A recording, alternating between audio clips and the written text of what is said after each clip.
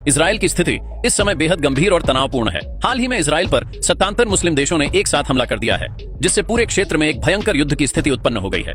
Israeli जनता बंकरों में छुपी हुई है, जबकि सेना पूरे देश में कब्जा करने के लिए आगे बढ़ रही है। इस हमले के कारण लगभग 3 लाख लोग अपने घरों से भागने को मजबूर हो गए हैं। अमेरिका भी इस युद्ध में कूद चुका है। वहीं रूस और चीन ने इजराइल को रोकने की कोशिश की है। भारत ने भी इस मामले में समझाने की कोशिश की, लेकिन इजराइल इस मुस्लिम देश को नक्शे से मिटाने की योजना पर अड़ा हुआ है। तुर्की, पाकिस्तान, कतर जैसे देश जो इजराइल के खिलाफ लगातार आवाज उठा रहे हैं, वे भारत के भी विरोधी हैं। कतर पर इजराइल के हमले ने मुस्लिम देशों को चौंका दिया था, क्योंकि किसी ने सोचा भी नहीं था कि इजराइल ऐसा कदम उठा सकता है। अब कतर के बाद तुर्की या पाकिस्तान पर भी हमला हो सकता है।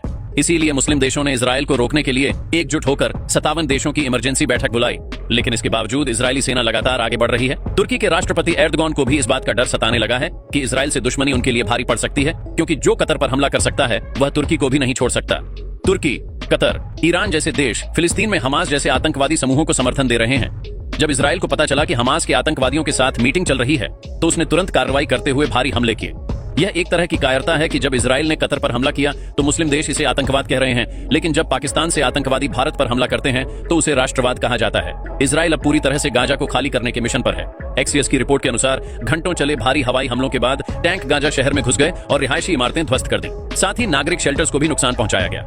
दूसरों के जलते घरों में हाथ सेकने वालों का जब खुद का घर जलता है तभी उन्हें समझ आता है। फिलहाल मुस्लिम देशों की यही स्थिति है। कतर की राजधानी दोहा में दुनिया भर के मुस्लिम देश एक साथ इकट्ठा हुए और ओआईसी की इमरजेंसी बैठक में करीब 60 मुस्लिम देश शामिल हुए। इस बैठक का उद्देश्य इजराइल के हमलों के खिलाफ फिलिस्तीन की रक्षा करना था। बैठक के बाद एक संयुक्त बयान जारी किया गया, जिसमें सभी मुस्लिम देशों ने इजराइल के खिलाफ मिलकर लड़ाई लड़ने का संकल्प लिया। लेकिन क्या इजराइल को रोकना इतना आसान है? जो मुस्लिम देश इजराइल को रोकने की कोशिश कर रहे हैं, वे खुद आर्थिक और सामाजिक संकटों से जूझ रहे हैं और कुछ आतंकवादियों को पाल रहे हैं। इजराइल को इस बात का डर है कि दुश्मन कभी भी हमला कर सकता है, इसलिए उसने अपने नागरिकों के लिए इमरजेंसी बंकर तैयार कर लिए हैं। सबसे बड़ा सवाल यह है कि भारत इस स्थिति में क्या करेगा। इजराइल ने हमेशा भारत का समर्थन किया है, लेकिन अगर भारत इस बार इजराइल का खुलकर साथ देता है तो वह मुस्लिम देशों का दुश्मन बन जाएगा। भारत पाकिस्तान, तुर्की, कतर जैसे देशों को सबक सिखाना चाहता है, लेकिन यूएई जैसे मुस्लिम देश भारत के दोस्त भी हैं। अमेरिका पहले से ही इजराइल का समर्थन कर रहा है, इसलिए भारत भी अमेरिका के साथ खड़ा होना चाहेगा। लेकिन भारत चाहता है कि इजराइल कतर के बाद तुर्की और पाकिस्तान को भी मुर्गा बनाए। इसीलिए भारत सामने से नहीं बल्कि अंदरूनी सैन्य मदद कर सकता है। कुछ रिपोर्ट्स में दावा किया गया है कि इजराइल के हमले के कारण करीब 3 लाख मुस्लिम गाजा छोड़कर भाग चुके हैं। इजरायली सेना लगातार आगे बढ़ रही है, लेकिन अगर सभी मुस्लिम देश एक साथ इजराइल पर हमला करते हैं तो इजराइल अकेला पड़ जाएगा। ऐसे में सवाल उठता है कि क्या भारत को खुलकर मदद करनी चाहिए, क्योंकि इजराइल हमेशा भारत के साथ खड़ा रहा है। प्रधानमंत्री मोदी के पास यह सही मौका है कि वह इजराइल को अपना प्रॉक्सी बनाए, ताकि पाकिस्तान या चीन के खिलाफ प्रॉक्सी वार भारत भी लड़ सके। इजराइल ने पाकिस्तान पर भी हमला किया है और 10 सेकंड में पाकिस्तान की सेना को ध्वस्त कर दिया।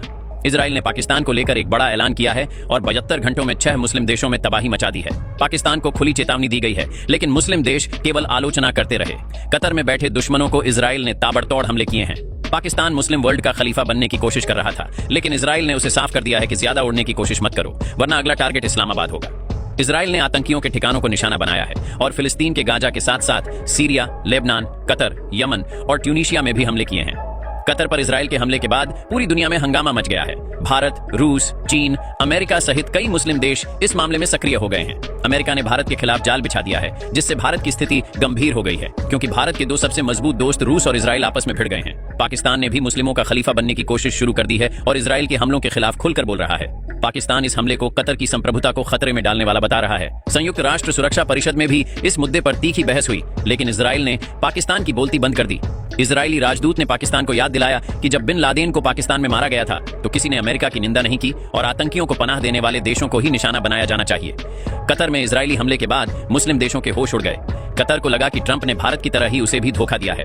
कतर ने तुरंत प्रधानमंत्री मोदी को फोन किया। ट्रंप इस मामले में भारत को फंसा रहा था, लेकिन पीएम मोदी ने पूरी स्थिति पलट दी। दरअसल बिना अमेरिका की अनुमति के इजराइल कतर पर हमला नहीं कर सकता था। कतर ने अमेरिका को घेरते हुए कहा कि अमेरिका ने ही उन्हें धोखा दिया है। इजराइल के हमले से कुछ मिनट पहले ही अमेरिका के अधिकारियों ने कतर को इसकी जानकारी दी थी। मिडिल ईस्ट में इस समय हाहाकार मचा हुआ है और दुनिया एक नए नेता की तलाश में है। अमेरिका को किनारे किया जा रहा है। भारत और रूस की दोस्ती देखकर मिडिल ईस्ट के कई देश भी उनके साथ आ रहे हैं। खाड़ी के कुछ देशों ने रूस से दोस्ती शुरू की है, जिससे ट्रंप नाराज हैं। सऊदी अरब, यूएई और कतर अब रूस के साथ व्यापार करना चाहते हैं। अमेरिका की दोगली नीति ने इन देशों के मन में डर पैदा कर दिया है। यूएई के राष्ट्रपति शेख मोहम्मद बिन जायद अल नाहियान रूस पहुंच गए हैं, जबकि कतर ने भी रूस से मिलने का मन बना लिया है। इजरायली जहाजों ने कतर में मौजूद अमेरिकी एयरबेस का इस्तेमाल किया है। कतर ने अमेरिका की दोगली नीति को समझते हुए रूस के विदेश मंत्री से मुलाकात की है। खाड़ी के देश अब भारत और रूस के साथ आ रहे हैं और अमेरिका से रिश्ते खत्म कर रहे हैं। इसी कारण इजरायल के हमले के बाद कतर के आमिर ने पीएम मोदी को फोन किया। भारत के रिश्ते यूएई, सऊदी अरब और कतर के साथ अच्छे हैं, जबकि इजरायल को भारत अपना छोटा भाई मानता है। दुनिया के कई देश भारत पर दबाव बना रहे हैं कि वह इजरायल की निंदा करे, लेकिन भारत ने ऐसा करते हुए भी एक बड़ा सरप्राइज दिया। भारत ने कतर को भी थाम लिया और अपने करीबी दोस्त इजरायल का हाथ भी नहीं छोड़ा। पीएम मोदी ने कहा कि मैं कतर पर हुए हमले की निंदा करता हूं और बातचीत से मामले को सुलझाना चाहिए, लेकिन उन्होंने इजरायल का नाम नहीं लिया। भारत ने साफ कर दिया कि वह कतर के साथ है, लेकिन इजरायल का साथ भी नहीं छोड़ेगा। कतर ने भी पहले पहलगाम आतंकी हमले की निंदा की थी, लेकिन पाकिस्तान का नाम नहीं लिया था। अब पीएम मोदी ने भी कतर पर हुए हमले की निंदा की है, लेकिन इजरायल का नाम नहीं लिया। यह साफ संकेत है कि भारत कतर के साथ है, लेकिन इजरायल का समर्थन भी जारी रखेगा। इस पूरे घटनाक्रम में भारत की भूमिका बेहद महत्वपूर्ण है। भारत को अपने हितों को ध्यान में रखते हुए संतुलित नीति अपनानी होगी।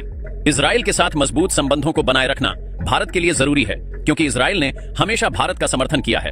वहीं मुस्लिम देशों के साथ भी अच्छे संबंध बनाए रखना भारत की विदेश नीति का हिस्सा है। भारत को इस जटिल स्थिति में समझदारी से काम लेना होगा, ताकि वह किसी भी पक्ष से पूरी तरह कट न जाए। भारत की कूटनीति और रणनीति इस समय पूरी दुनिया की नजरों में है। प्रधानमंत्री मोदी के पास यह मौका है कि वह इस संकट को अवसर में बदलें और भारत की स्थिति को मजबूत करें। आपकी क्या राय है इस पूरे मामले पर? क्या भारत को खुलकर इजरायल का समर्थन करना चाहिए या फिर मुस्लिम देशों के साथ संतुलन बनाए रखना चाहिए?